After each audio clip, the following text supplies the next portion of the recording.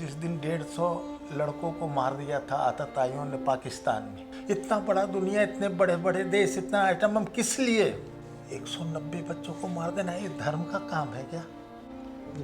जी महाराज जी, अभी सनातन बोर्ड को लेकर के भी मांग चल रही है और वक्फ बोर्ड को लेकर के जो दूसरा पक्ष है वो भी कह रहा है कि हमारी संपत्ति है।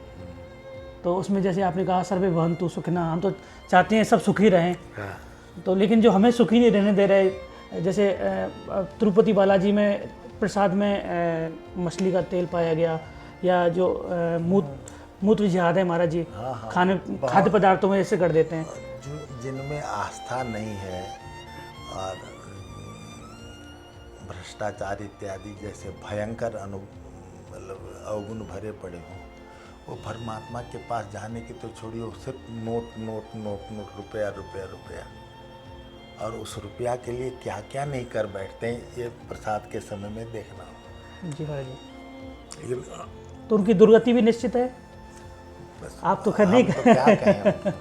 लेकिन शास्त्रों के माने महाराज जी, जो 24 नरकों की कथा उसके अकॉर्डिंग तो घोर यातनाएं हैं ऐसा कुछ, क्योंकि हमारे धर्म में तो अहिंसा परमो धर्म, किसी जीव को अमनिया करना भी मतलब निषेध है। हम लोगों के पुराणों में, रामायण में बड़ा सुंदर प्रसंग आता है परशुराम जी का।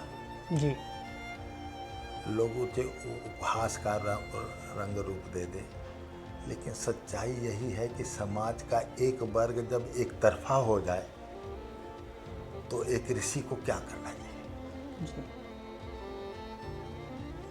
जब उनके घर में उनकी गाय नंदिनी को शस्त्रबाहु लेके चला जाता है, बिना उनके पिता से पूछे, कोई परवाह नहीं, बल है तो उस बल का हनन करना, उस बल को नीचे कर देना, उसके अहंकार को तोड़ देना, परशुराम जी बतलाते हैं कि क्या करना चाहिए। तुम सिर्फ मतलब दुनिया और कानून ना देखो, आताताई के साथ आताताई व्यवहार होना चाहिए। लेकिन उन्होंने दूसरी जो प्रतिज्ञा कर ली कि क्षत्रियों से विहीन कर दूंगा जी।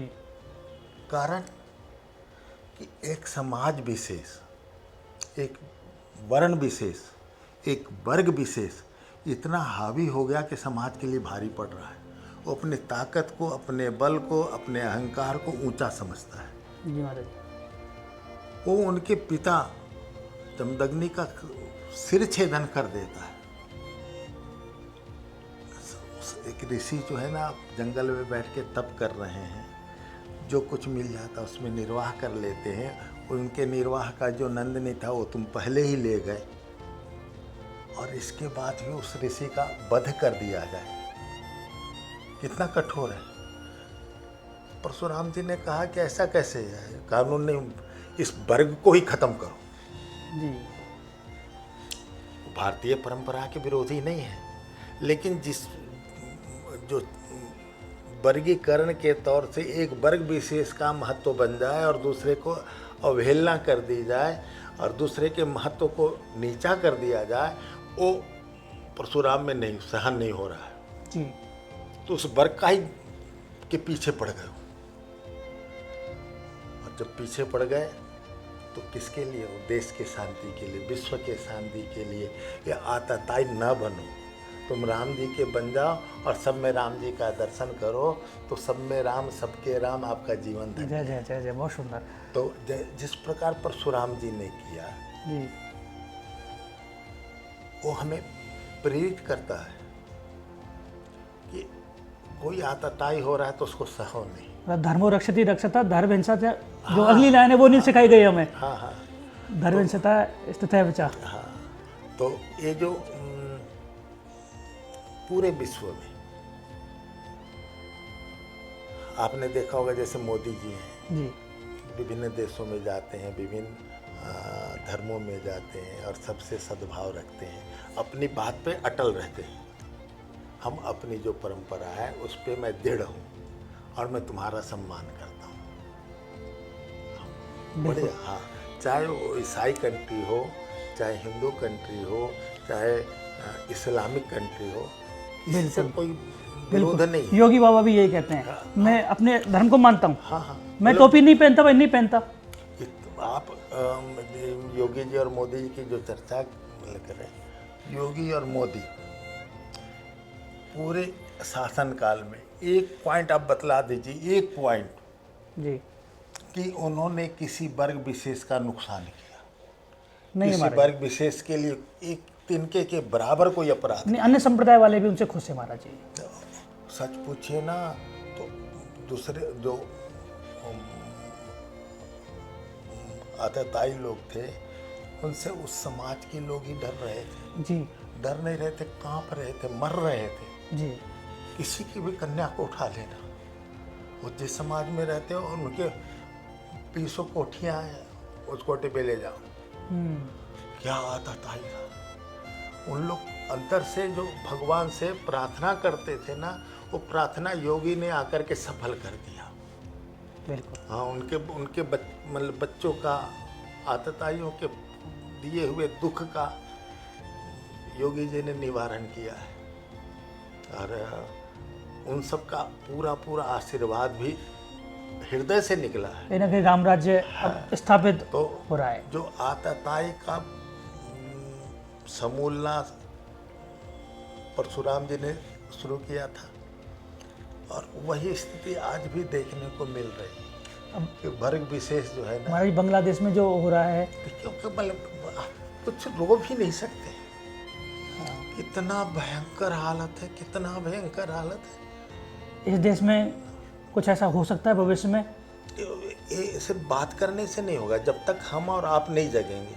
जी 90 में हिंदुओं को कत्लेआम करके कश्मीर से निकाल दिया गया। बोर्डों पे लिखा गया कश्मीर से कन्याकुमारी तक भारत एक है। कहाँ एक है? एक सबके लिए सहज सर्वे भवन्तु सुखिनः सोचने वाले के साथ कहाँ अच्छा है? क्या हुआ? वो कश्मीरी विद्यार्थी यहाँ पढ़ करके डॉक्टर और इंजीनियर बन रहे हैं, और वहाँ एक मजदूर को भी नहीं जिंदा रहने दिया जा रहा है। कितनी कितनी कठिन अवस्था है। तो एक लाचारी है जी महाराज जी। कि वो जो रोष है ना, वो कानून नहीं देखता है। हम अपने बेटी के साथ यदि जा रहे हैं और किसी की दृष्टि पड़ेगी तो मैं उससे कानून देखूंगा ना। जो होना है हो जाए, मैं रहूं या न रहूं, लेकिन आतताई नहीं रहेगा। भगवान श्री कृष्ण ही तो कहते हैं, बार बार कहते हैं। भगवान कृष्ण ने तो ये भी महाराज जी कहा था, जब पूछा गया कि इसने 5 पांडवों के पुत्रों को मारा, क्या करना चाहिए? ब्रह्म बंधु ने अंतव्य आतताई वदारण, ब्राह्मण के पुत्र को मारना नहीं चाहिए और बाल हत्यारे को छोड़ना नहीं चाहिए। तो भगवान ने दोनों चीज़ों का बताया, निवारण बताया। हाँ हाँ। तो यहाँ भी वही लागू, जैसे आपने बताया कि अगर कोई दुष्ट प्रवृत्ति का है तो अपनी रक्षा करने के लिए हथियार उठाना पड़े तो वो भी।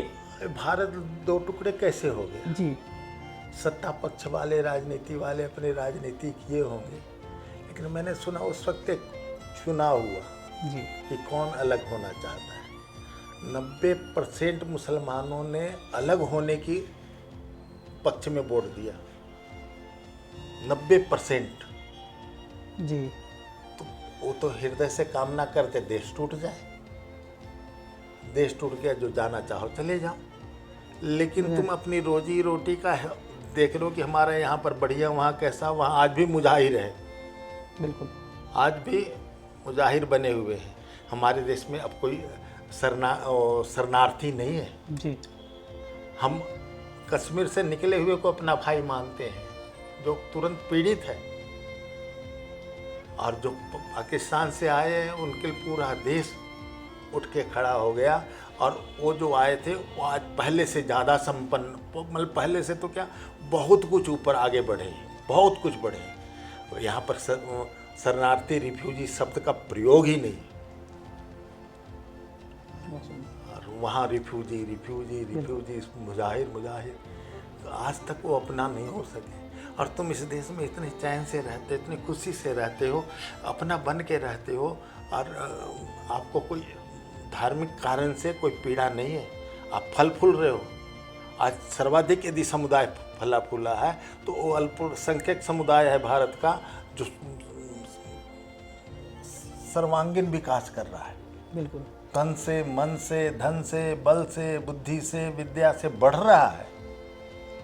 वो जो बढ़ना है उससे अपने आप को, अपने समाज को, आप अपने समाज को एक जाति में बांध रहे हो। जिस मोहल्ले में रह करके आप खेले कूदे, खाए पिए, हंसे बोले, संस्कार पाए, उसको कैसे तुम दूर कर रहे हो? ये कृतज्ञता क्यों? ये कृतज्ञता नहीं होनी चाहिए। उस समाज के प्रति तुम्हारा मतलब अहोभाव होना चाहिए कि मैं इस देश में रहता हूँ। आपको देख करके जिस दिन 150 लड़कों को मार दिया था आतताइयों ने पाकिस्तान में, 150 बच्चों को, उस दिन मतलब बहुत भयंकर दिन था मेरे लिए। मैं मतलब भोजन फलहार करना भारी था। आपकी बात रही होंगी महाराज जी? 5 साल, 4, 5 साल, 6 साल हो गया जी। बच्चों को मार दिया। 300 लड़कियों को स्कूल से अपहरण कर लिया नाइजीरिया में। जी जी, बोको हराम ने। सुना था। इतना बड़ा दुनिया, इतने बड़े बड़े देश, इतना आइटम हम किस लिए? वो आज तक नहीं पकड़े। जिनकी 300 बेटियां गई थी उनका हालत क्या होगा? उसमें 10-15% भाग करके वापस भी आई है, लेकिन वहां की क्रूरता सुन करके सुना भी नहीं जाएगा। अफगानिस्तान में 190 बच्चों को मार दिया। ये अभी मतलब 80 साल की बात है। तो 190 बच्चों को मार देना ये धर्म का काम है क्या? भगवान ने तुम्हें फलने फूलने के लिए परिवार दिया है, तुम्हारे बच्चे दिए हैं, तुम दूसरे के बच्चे को मार करके अच्छे बनते हो? तुम्हें अंदर से हृदय तुम्हारा रोता नहीं है? तो ये कृतज्ञता नहीं होनी। महाराज जैसे आपकी आंखों में से आंसू आए, क्योंकि वो भी आपका परिवार है, वही नहीं आपका है परिवार है, सर्वे भवन्तु सुखिनः ना भाई, सभी सुखी बने, पूरा विश्व ही हमारा है, वसुधैव कुटुम्बकम भावना है, तभी आपकी आंखों में आंसू है। जो आम जन है, गृहस्थी है, उसको अपने बच्चों से मतलब है, अपने समाज से मतलब है। तो इसे ऊपर उठ करके आदमी देखे तो थोड़ा जागरूकता आ सकती है समाज में।